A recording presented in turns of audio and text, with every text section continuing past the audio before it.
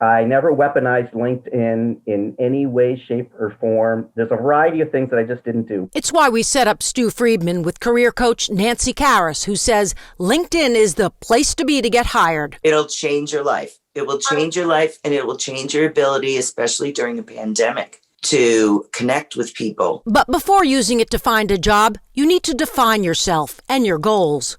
Something this former real estate executive is figuring out. The problem with real estate is I've been doing this for too long, and I tend to be too expensive. And with today's pandemic world, if they can hire younger and cheaper, they will.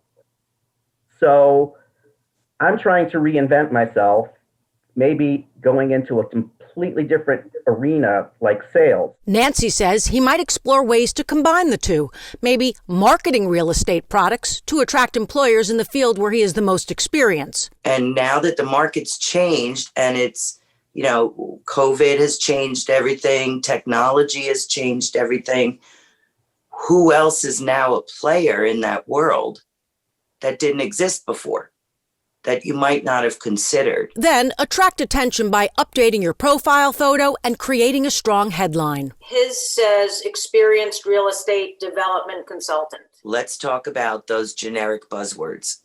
Experienced. We're all experienced, right? Look at the way that you're presenting yourself so that your headline is more about what people will get when they work with you. Next, use the About section to make sure you stand out from other candidates, which requires more than just summarizing your experience. So you want to tell an engaging story there. Who are you? And what do you do for people? How do you make them feel? What do you leave them with? And when it comes to the experience section, describe your jobs. Don't just list them. You probably know about the big development in Avon.